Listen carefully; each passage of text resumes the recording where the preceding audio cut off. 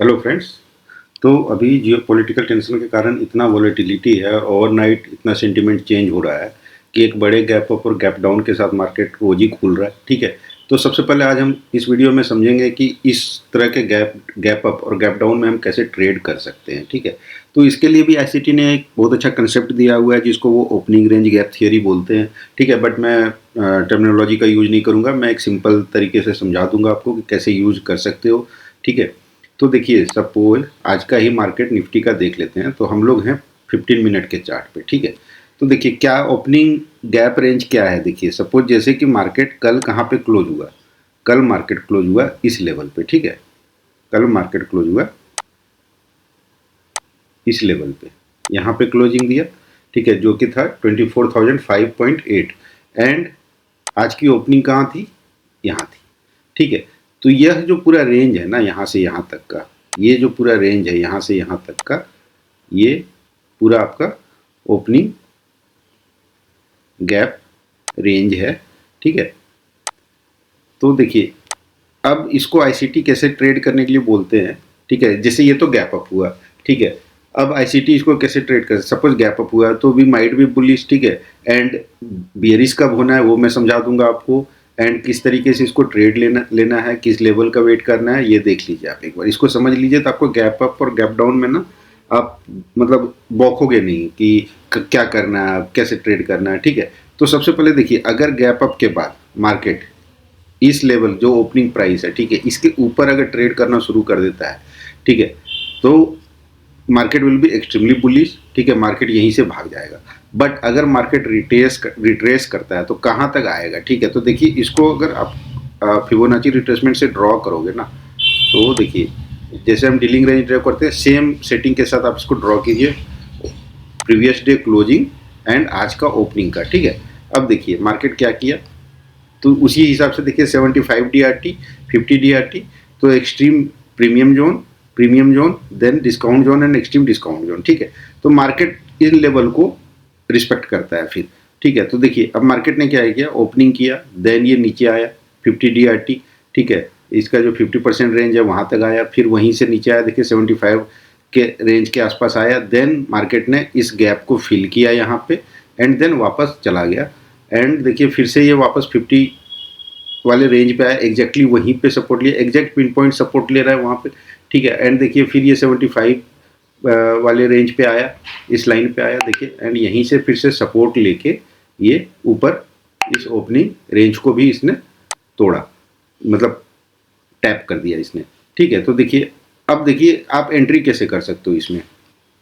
Suppose हम 3 minute के chart पे गए, तो देखिए इन लेवल्स पे ना आने के बाद, इन लेवल्स तक आने का वेट कीजिए। गैप अप या गैप डाउन हो रहा है ना, तो ये लेवल ड्रॉ कर लीजिए आप, एक बड़ा गैप अप या गैप डाउन हो रहा है। ठीक है, एंड इन लेवल्स पे मार्केट को आने का वेट कीजिए। देखिए मैंने यही बोला कि अगर सपोज मार्केट यहाँ पे ओपन होता एंड यह कैंडल नहीं बनता, सपोज यहीं पे एक छोटा सा ग्रीन कैंडल बनता या ये रिट्रेस होकर फिर यहीं पे क्लोजिंग देता, देन अगला कैंडल ऊपर यहीं पे बनता। ठीक है, तो market would have been extremely bullish, market इस तरह से भाग जाता है यहाँ से।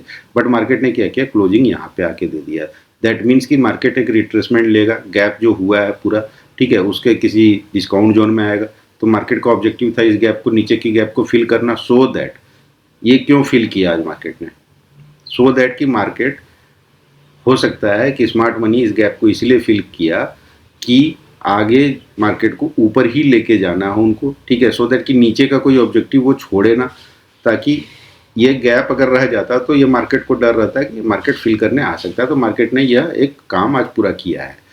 ठीक है, दूसरा देखिए अब अगर 3 मिनट के हम चार्ट पे गए तो देखिए एंट्री मॉडल आपको दिया है यहाँ पे, इस लेवल पे आने के बाद आप यहाँ से ट्रेड ले सकते थे, या एक बैलेंस प्राइस रेंज बनाया है यहाँ पे। ठीक है, एंड उसी से आप यहाँ पे एक ट्रेड ले सकते थे इस स्टॉप लॉस के साथ। फिर देखिए जब मार्केट इस जोन में आया तो फिर से आपको एक एंट्री दिया, fair value gap, breakaway gap दिया। ठीक है, फिर से एक गैप दिया एंड आपको ये टारगेट हम कर सकते थे, या ये हाई और ये टारगेट कर सकते थे, और इवन डे हाई भी टारगेट कर सकते थे, और even market could have gone to fulfil this gap. चूंकि आज एक्सपायरी था तो ये फुलफिल नहीं हुआ, अदरवाइज फुलफिल हो जाता। जब मार्केट यहाँ पे निकला था ना तो यहीं से फुलफिल हो जाता, बट चूंकि एक्सपायरी था निफ्टी का तो इसी कारण से फुलफिल नहीं किया इस गैप को। ठीक है, तो इस तरीके से आप ट्रेड कर सकते हो मार्केट में जिस अभी, एंड ये मतलब ये जो मेथड है ना, ये अभी के मार्केट के लिए बहुत उपयुक्त मेथड है। मैं आपको दिखाता हूँ। देखिए, अब अगर हम सपोज इसको हटा देता हूँ मैं, ठीक है। अब जैसे कल का दिन था तो क्लोजिंग था यहाँ पे मार्केट की, ठीक है, उसके एक दिन पहले की, एंड ओपनिंग थी यहाँ पे, ये थी ओपनिंग मार्केट की, ठीक है। अब देखिए अगर हम इसको ड्रॉ करेंगे ना, अब अगर हम इसको ड्रॉ करेंगे, ठीक है, देखिए अब मैं इसको हटा देता हूँ, आज वाला हटा देता हूँ ताकि आपको क्लैरिटी से दिखे चाहिए सपोज, ठीक है। तो देखिए मार्केट कहाँ पे जाके खुला आज, ठीक है। तो यह खुलने के बाद एक सेल हो सकता है, इनिशियल सेलिंग आ सकता है। क्यों आ सकता है? क्योंकि देखिए जाके एक्सट्रीम डिस्काउंट जोन के आसपास खुल रहा है, ठीक है। मार्केट आया 50 DRT से, इसने 50% रेंज के जो कल का ओपनिंग रेंज बनाया था इसने, वहीं से इसने सपोर्ट लिया एंड देन ये फिर से ऊपर आया है, ठीक है। तो इस तरीके से आप देख सकते हो, आप बैक टेस्ट कीजिए। ये तो गैप डाउन एंड आज मैंने आपको गैप अप का भी दिखा दिया। अब देखिए कल का, देखिए अगर मार्केट में क्या बोला आपको कि ओपनिंग लाइन जो था कल, देखिए कैसे इसी ओपनिंग प्राइस पे सपोर्ट लिया, ठीक है। तो यहाँ पे सपोर्ट इसीलिए लेता है ना मार्केट, क्योंकि ये अल्गोरिथमिक प्राइस है, ठीक है, अल्गोरिथमिक प्राइस है ये सारे अल्गोरिथमिक प्राइस ही होते हैं, ठीक है। तो मार्केट इसीलिए इस पर रिएक्ट करता है। यहाँ पे ही आपको एंट्री मॉडल इन लेवल्स पे ही दिखता है, ठीक है। तो इसका आप एनालाइज कीजिए, आप अपने चार्ट्स पे बैक टेस्ट कीजिए, निफ्टी के चार्ट को ओपन कर लीजिए या बैंक निफ्टी के चार्ट को ओपन कर लीजिए, ठीक है। मैं इसका एग्जांपल आपको बैंक निफ्टी पे भी दिखा देता हूँ एक बार। सपोज बैंक निफ्टी का चार्ट है, देखिए मैं सारे ड्राइंग हटा देता हूँ। अब हम 15 मिनट के चार्ट पे चलते हैं बैंक निफ्टी पे। देखिए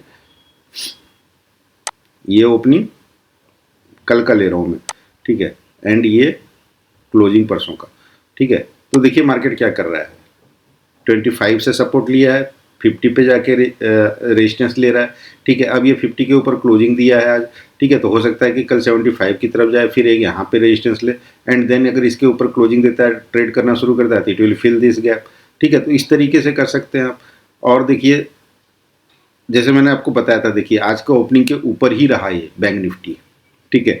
ये देखिए आप मतलब कैसे ट्रेड कर सकते हो आप, आपको अगर सारे चार्ट्स आप ये चीज़ें एनालाइज करो ना अच्छे से मार्केट आवर में, तो आपको पता चल जाएगा कि देखिए मार्केट ये ओपनिंग गैप बना, ठीक है, आज का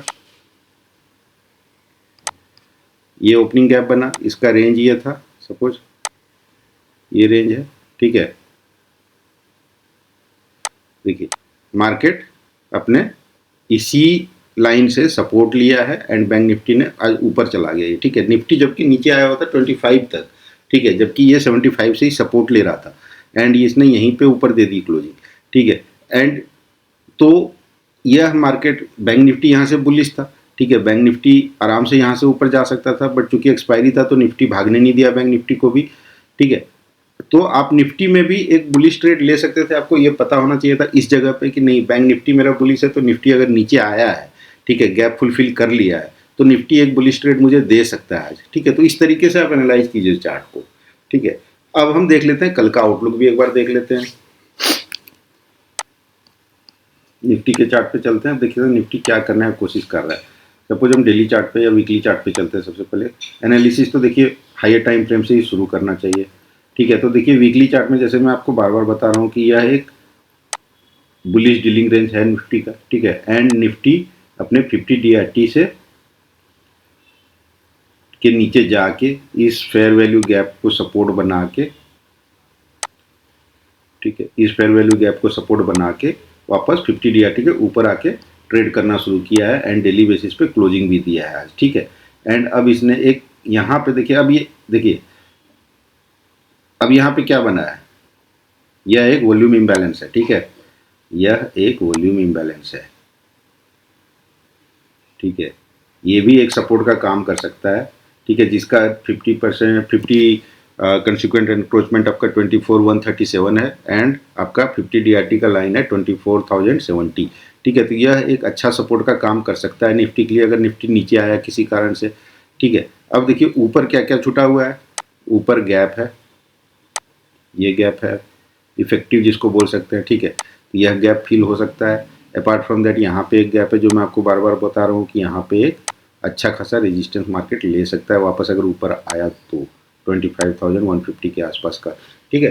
तो देखिए अब मार्केट को पहले, अगर मार्केट को बुलिश होना होगा ना, तो पहले इस गैप के कंसिक्वेंट एनक्रोचमेंट के ऊपर आके ट्रेड करना शुरू करना पड़ेगा, तो जो कि जिसका लेवल है 24,370, ठीक है। तो इस लेवल के ऊपर आके मार्केट अगर ट्रेड करना शुरू कर दिया तो आप ये समझ सकते हो कि market will be bullish for quite some time, and market आपका शायद इस गैप को भी फिल करने आ सकता है, ठीक है।